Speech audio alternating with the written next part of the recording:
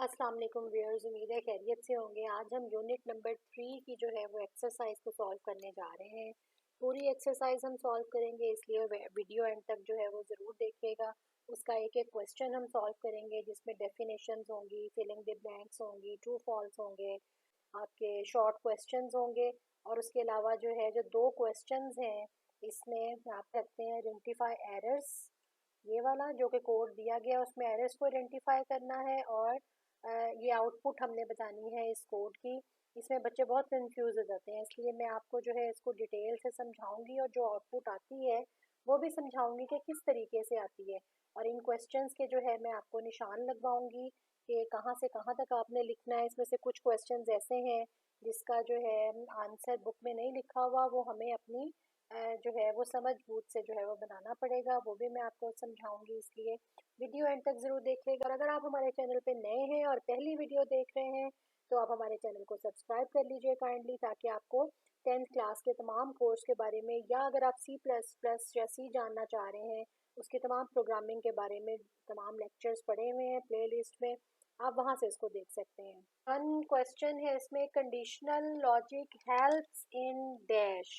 तो इसमें ऑप्शंस है decision, iteration, traversing and all. तो इसमें जो करेक्ट आंसर है that is decisions. Right, conditional logic जो है वो हमें डिसीजन लेने में हेल्प करती है। नंबर 2 है जी, dash statements describe in the sequence in which statement of the program should be executed. तो इसका आंसर आएगा ऑल, के इसमें लूप भी, कंडीशनल भी और कंट्रोल स्टेटमेंट्स तमाम जो है वो सीक्वेंस को डिस्क्राइब करती हैं, जो भी हम कंडीशन उसके अंदर लगाते हैं। इसका आंसर होगा डी यानी ऑल। नंबर 3 है if statement, what happens if condition is false. यानी अगर हम इफ स्टेटमेंट यूज कर रहे हैं तो इसमें क्या होगा अगर कंडीशन जो है वो फॉल्स हो जाएगी। तो इसमें आपका आ जाएगा number C, further code executed. यानी वो इफ वाला पोर्शन जो है वो एग्जीक्यूट नहीं करेगा और फर्दर कोड जो उसके इफ के बाद होगा वो एग्जीक्यूट करना स्टार्ट कर देगा। नंबर 4 है जी, एक कोड दिया गया है और उसमें उन्होंने कहा है कि विच of the following statement will execute, कि इसमें से कौन सी स्टेटमेंट जो है वो एग्जीक्यूट होगी। अब इसमें देखें ए की वैल्यू 5 है, उसने कंडीशन लगाई है कि अगर ए की वैल्यू 10 से जो है वो लेस है तो ए में ए 1 का इंक्रीमेंट कर दे, ठीक है, और एल्स में वो चेक करे। अब देखें यहाँ पे कंडीशन जो है वो ट्रू हो रही है, ए जो है वो 5 है और 10 से लेस है, तो यही वाली जो है वो एग्जीक्यूट हो जाएगी, ए प्लस प्लस वाली। एल्स में तो वो आएगा ही नहीं, कंट्रोल का आंसर होगा पहला ए प्लस प्लस। राइट, ये वाला आंसर एग्जीक्यूट हो जाएगा।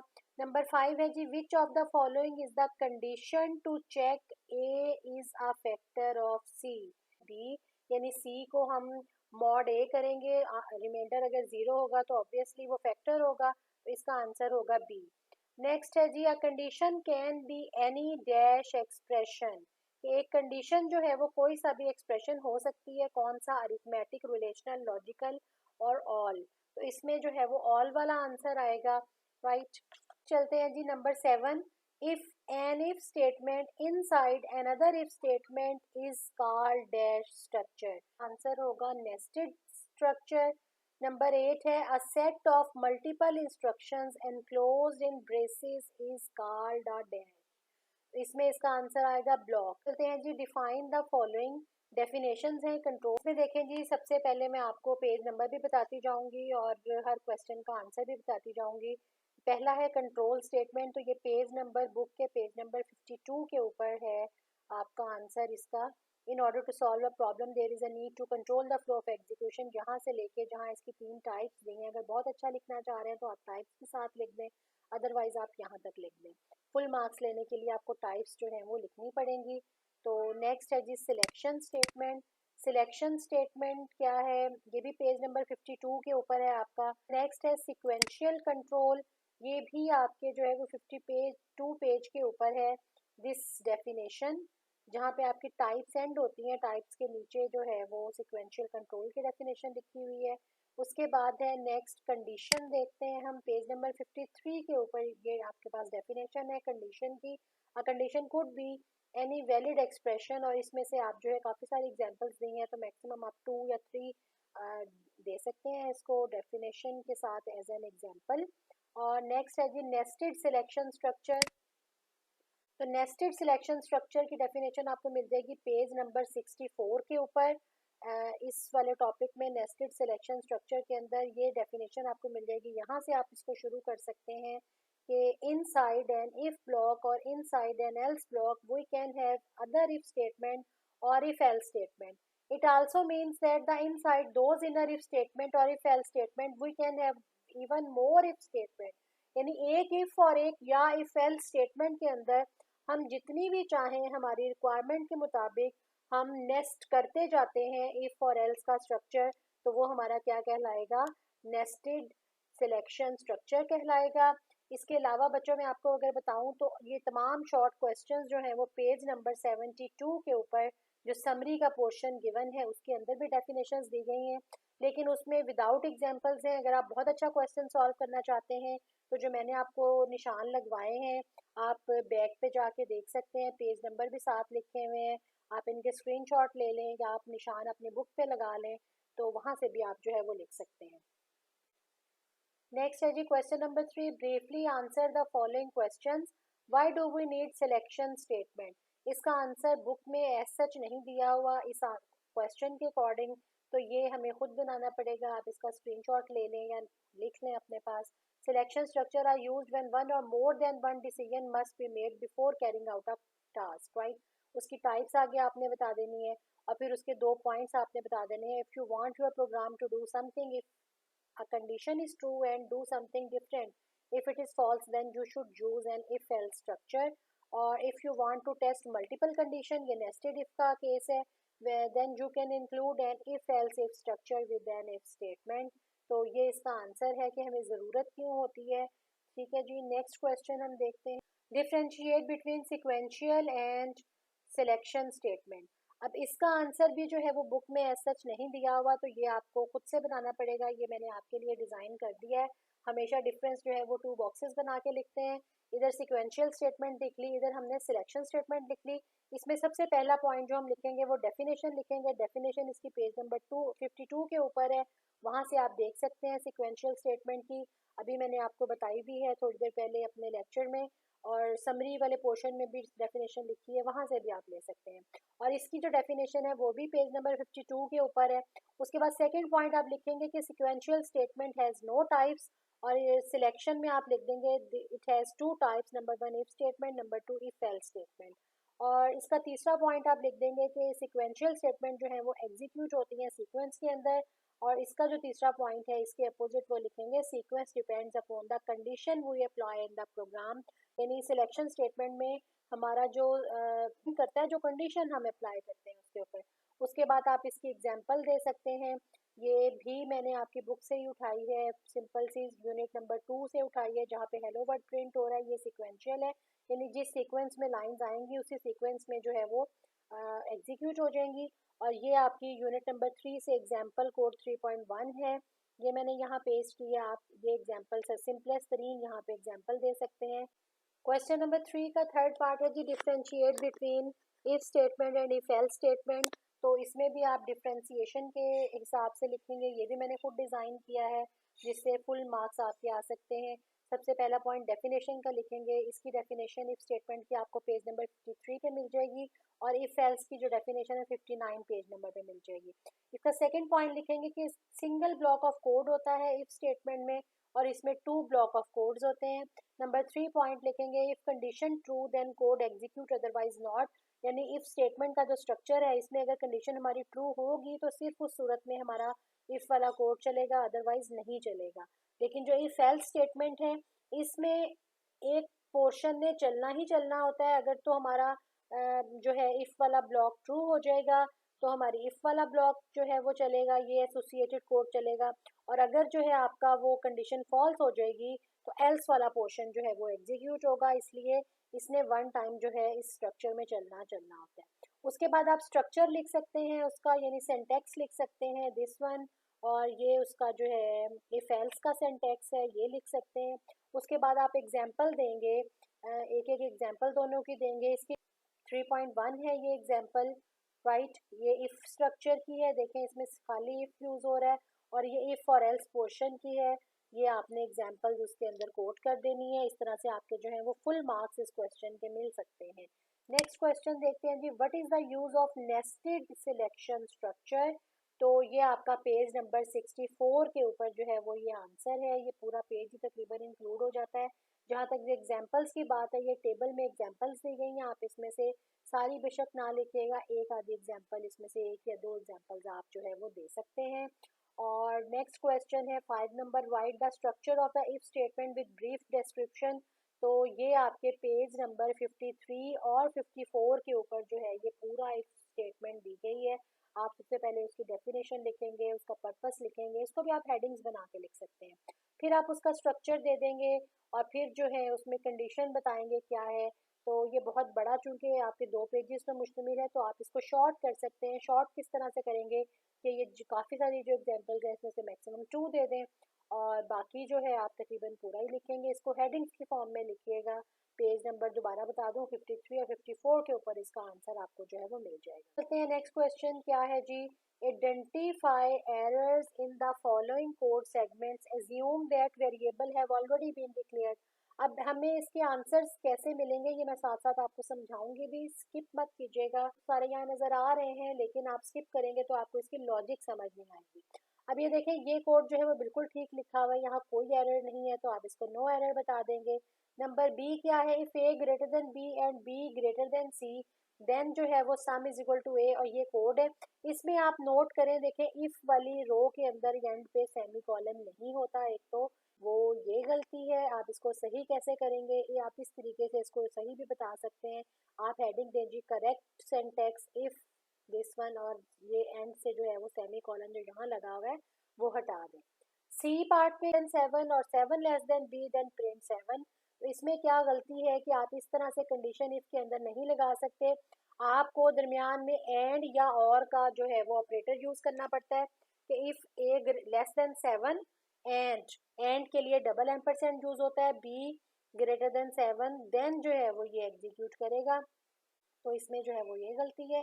डी पार्ट में क्या इसमें एरर है जी, if a is equal to b, और यहाँ देखिए ऑपरेटर लगा हुआ है ए और एक्सक्लेमेशन मार्क, ये एम्परसेंड जो है या तो दोनों एम्परसेंड यूज होंगे या दोनों और, या अगर हम और यूज कर रहे हैं तो यहाँ पे जो दोनों है वो और का निशान यूज होगा। तो इसमें ये गलती है। ठीक है जी, यहाँ पे सिंगल सिंगल एम्परसेंड और सिंगल ये लगाया हुआ है, या तो आप दोनों एम्परसेंड लगाएं या आप दोनों जो है वो ये वाला निशान लगाएं जो कि और को रिप्रेजेंट करता है। ई जो है वो लास्ट, वो क्या है, इसमें काफ़ी सारी गलतियां हैं, वो हम देखते हैं क्या है जी। सबसे पहले तो ये इफ की कंडीशन लगाई हुई है, ये तो ठीक है। प्रिंट एफ में जो लिखा हुआ है सम, चूंकि ये इंटीजर ले रहा है लेकिन यहाँ पे इसको क्या कर रहा है परसेंट सी लगा रहा है, तो ये आपकी इसमें एरर है। आप यहाँ पे क्या लगाएंगे, परसेंट डी लगाएंगे, क्योंकि इंटीजर के लिए जो फॉर्मेट स्पेसिफायर है वो डी यूज होता है। उसके बाद आ जाए इस एल्स और इफ वाली स्टेटमेंट में। एल्स और इफ में जो है वो इस तरह से लिखा जाता है, बजाय इसके कि नेक्स्ट लाइन में लिखें, तो आप क्या लिखेंगे, एल्स इफ सम, ये वाली एक ही लाइन में जो है इसको लिखेंगे। और उसके बाद नेक्स्ट लाइन में प्रिंट एफ में क्या गलती है कि यहाँ पे कंसीडर पर, यहाँ पे उन्होंने फॉर्मेट स्पेसिफायर तो ठीक लगाया है लेकिन एक तो यहाँ पे कॉमा नहीं लगाया हुआ, इसके बाद डबल कोट्स के बाद कॉमा आता है जैसे ये मैंने लगाया, और उसके बाद सम के साथ हम प्लस का साइन नहीं लगा सकते। तो ये आपका जो है वो करेक्टेड वर्जन होगा। नेक्स्ट क्वेश्चन है, write down the output of the following code segment. पहला कोड क्या है जी, इंट ए को 7 दिया हुआ है, बी को 10 दिया हुआ है, और फिर ए में जो है वो a is equal to a plus b किया हुआ वैल्यू मिल जाएगी स्टेप के ऊपर आके ए प्लस बी, यानी 7 प्लस 10, तो ये ए की वैल्यू हो जाएगी 17। अब इफ कंडीशन चलेगी if A greater than 20, false हो गई ये कंडीशन, हमें आगे देखने की ज़रूरत ही नहीं है, इसलिए ये वाला पोर्शन जो है वो एग्जीक्यूट नहीं होगा। उसके बाद कंट्रोल हमारा इस स्टेटमेंट के ऊपर आ जाएगा। तो यहाँ आके वो क्या प्रिंट कर रहा है, ए इज इक्वल टू, ठीक है, और B is equal to, A और बी की वैल्यू दे रहा है। तो ए हमारा 17 हो गया था, ए इज इक्वल टू 17 और बी इज इक्वल टू 10, यही वैल्यू रह जाएगी और ये इसकी आउटपुट है। नेक्स्ट पोर्शन है, एक्स को 45 दिया हुआ 20, यानी 45 प्लस 20 कितना हो गया 65, multiply by 7 is equal to 455। अगर ये आंसर हमारा ट्रू आता है, जो कि हमारा रॉन्ग है, ये वैल्यू 455 नहीं आती, कुछ और आती है। तो हमारा ये वाला ब्लॉक जो है वो नहीं एग्जीक्यूट होगा, एल्स में आ जाएगा और एल्स में आगे क्या प्रिंट करेगा, होप फॉर द बेस्ट। तो हमारा ये आउटपुट जो है वो शो होने लग जाएगी। नंबर 3 क्या है जी, character C1 is equal to y और C2 को n दिया हुआ है। यहाँ पे इंट n1 लिया हुआ है वेरिएबल, उसको 5 और n2 को दिया हुआ है 9 और यहाँ पे फिर n1 को असाइन किया हुआ है n1 प्लस 1 यानी ये 5 प्लस 6 हो जाएगा। अब यहाँ पे आके n1 की वैल्यू 6 हो गई और C1 को उसने दे दिया C2 यानी C1 के पास पहले y था, अब उसने n अगेन दे दिया है। तो यहाँ पे अब C1 भी n हो गया, C2 भी n हो गया और n1 जो है वो 6 हो गया। अब हम इस कंडीशन पे आएंगे, कंट्रोल जब आएगा तो हम क्या देखेंगे कि कंडीशन लगी हुई है if n1 is equal to n2, ये फॉल्स हो गई। जाहिर है n1 तो हमारा 6 है और n2 9 है, ये फॉल्स हो गई, इसलिए हमें ये एंड वाला को देखने की ज़रूरत ही नहीं है क्योंकि एंड में दोनों को जो है वो ट्रू होना ज़रूरी है। तो एक फॉल्स हो गई, इट मीन्स कि हमारा ये वाला पोर्शन नहीं चलेगा। एल्स में आ जाए, एल्स में आके चेक करें कि इफ n1 लेस देन है n2 के, यानी 6 जो है ट्रू हो गया ना, n2 जो है वो 9 है और n1 जो है वो 6 है, तो ये कंडीशन ट्रू हो गई। And C1 is equal to C2, ये भी ट्रू हो गई क्योंकि यहाँ पे C1 जो है वो n हो गया था, C2 ऑलरेडी n है, तो ये दोनों कंडीशंस हमारी ट्रू हो गई। तो ट्रू होने के केस में हमारा ये वाली स्टेटमेंट चलेगी। प्रिंट एफ क्या शो कर रहा है जी, %d लेस देन है %d के, यानी पहली वैल्यू n1 n2 है तो ये n1 क्या थी, 6 थी, लेस देन है 9 के। उसके बाद वो प्रिंट करेगा एंड और %c is equal to c और C1 और C2 को वो प्रिंट कर रहा है, तो एंड C1 क्या था, n था, इज इक्वल टू C2 क्या था, वो भी n था। तो ये हमारी जो है वो आउटपुट डिस्प्ले हो जाएगी। नेक्स्ट क्वेश्चन क्या है जी, आउटपुट। अब इसमें देखिए, इसमें भी हमने आउटपुट बतानी है लेकिन ये दो पोर्शन थोड़े से ज़रा मुश्किल हैं। इसकी मैंने ये जो ब्लू कलर में लिखी हुई है क्वेश्चन है वो करके दिखाई है और ये रेड वाले जो है वो आंसर है। अब इसमें देखिए हम स्टार्ट करते हैं। ए को 34 मिला, बी की वैल्यू 32 है, सी 7 है और डी 15 है। यहाँ पे जब हमारा कंट्रोल आया तो ए की वैल्यू क्या हो गई, B plus C plus D, यानी इन तीनों को ऐड किया तो हमारा आंसर आ गया 54। अब जो है कंडीशन है next, if A less than है 100 के, तो जाहिर है 54 100 का लेस है तो ये कंडीशन ट्रू हो गई। इसका मतलब है कि इफ वाली ये कंडीशन जो है वो हमारी चलेगी। तो ए की हमारी वैल्यू क्या हो जाएगी, a is equal to a multiply by 2, तो 54 मल्टीप्लाई बाय 2 108, यानी यहाँ तक आने के बाद ए की वैल्यू हमारी 108 हो गई। अब नेक्स्ट स्टेटमेंट पे जब हमारा कंट्रोल आया तो b is equal to b multiply by c लिखा हुआ है, तो ये b क्या था, 32 था और c था 7, इसको मल्टीप्लाई किया, आंसर आया हमारा 224 और यहाँ पे मिला हुआ है c को, c is equal to C plus D, यानी 7 प्लस 15 तो ये 22। अब यहाँ तक आने के बाद हमारी a की वैल्यू 108 हो गई, b की वैल्यू 224 हो गई और c की वैल्यू जो है वो 22 हो गई। तो अब इफ कंडीशन जब चलेगी तो if A greater than b, a हमारी 108 है और बी 2, हमारी फॉल्स हो गई कंडीशन, इसका मतलब है ये पूरा पोर्शन जो है वो एग्जीक्यूट नहीं होगा, एल्स वाले पोर्शन में आ जाएगा। यहाँ पे आके फिर इफ लगा हुआ है, if A greater than B के है 108, तो ये फॉल्स हो गई हमारी condition. And C greater than है डी के, सी हमारा क्या था, दिस वन, और डी हमारा है 15, ये हमारी ट्रू हो गई। और b जो है वो ग्रेटर इक्वल टू d के, b हमारा क्या था 224, ये हमारी जो है फॉल्स हो गई। d प्लस सी, d 15 है और 22 जो है ये c है, इसको जब हमने ऐड किया, लेकिन आप इसमें देखें कि और लगा हुआ है, इसमें हमारी एक भी कंडीशन ट्रू हो जाएगी तो क्या होगा कि हमारा ये वाला पोर्शन चलेगा। तो अब हमारा जाहिर है ये ट्रू हो गई थी और ये भी ट्रू हो गई, तो क्या हुआ, हमारा ये पोर्शन चला। d is equal to c multiply by c, ये मैंने इसको सॉल्व किया हुआ है, d is equal to 22 multiply by 22, तो ये हमारा बन गया 484 और a is equal to b into b, यानी 224 multiply by 224 is equal to, ये हमारा आ जाएगा, इसको जब मल्टीप्लाई करेंगे 50176। ठीक है जी। तो अब हमारे पास नीचे प्रिंट जब करेगा तमाम वैल्यूज को, सबसे पहले a इज इक्वल टू ये आ जाएगा 50176, b इज इक्वल टू क्या आ जाएगा 224, c की वैल्यू जो है वो 22 है, d की जो है वो यहाँ पे आके कैलकुलेट हुई थी 484 और ये आपकी जो है वो फाइनल आउटपुट जो है वो आ जाएगी। उसके बाद नेक्स्ट हम देखते हैं जी, int x is equal to 5, y 7 है और z जो है वो 9 है। तो यहाँ पे if condition I, if x mod 2, x क्या था 5 था, 2 से मॉड लिया तो रिमाइंडर हमारा 0 नहीं होता, इसका मतलब है कंडीशन फॉल्स हो गई, तो ये एल्स में आ जाएगा। यहाँ आके वो क्या एग्जीक्यूट करेगा, x is equal to Y plus Z, y था जी 7 और z था 9, तो x को मिल गया 7 प्लस 9 इज इक्वल टू 16। उसके बाद उसने प्रिंट एफ किया x को, तो ये हमारा प्रिंट एफ आ गया, ठीक है जी 16, और उसके बाद स्लैश n है, लाइन उसने चेंज कर ली। नेक्स्ट कोड चलेगा, इफ x मॉड 2, अब x हमारा 16 हो चुका है, मॉड 2 करेंगे तो इज इक्वल टू 1, नहीं अब हमारा 0 बचता है remainder, and y mod 2 is equal to 1। y हमारा क्या था 7 और 2 जो था वो था, ये हमारी कंडीशन ट्रू हो गई और 1 बचेगा। जाहिर है जब हम 7 को 2 से डिवाइड करेंगे तो हमारे पास रिमाइंडर 1 आएगा, and z mod 2 is equal to 1। z क्या है 9, इसको भी जब हम 2 से मॉड लेंगे तो हमारा जो है वो 1 बचेगा, ठीक है जी। तो ये हमारी कंडीशन जो है वो फॉल्स हो गई, क्यों, क्योंकि इसमें ऐड लगा हुआ है, ये कंडीशन ट्रू है, ये ट्रू है, लेकिन ये हमारी फॉल्स थी, इसलिए ये एग्जीक्यूट नहीं होगा। यहाँ पे आ जाएगा, इफ x ग्रेटर देन है y के, x हमारा क्या था 16, y 7 है, ये कंडीशन ट्रू हो गई। यहाँ और है इसलिए हमें नेक्स्ट तो देखने की जरूरत ही नहीं है, एक ही कंडीशन हमारी ट्रू हो जाएगी तो हमारा इसके अंदर आ जाएगा।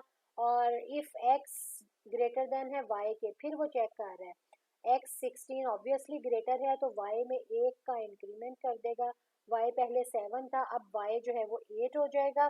जाहिर है अब ये चल गया है तो ये वाला ब्लॉक एग्जीक्यूट नहीं होगा, एल्स वाला।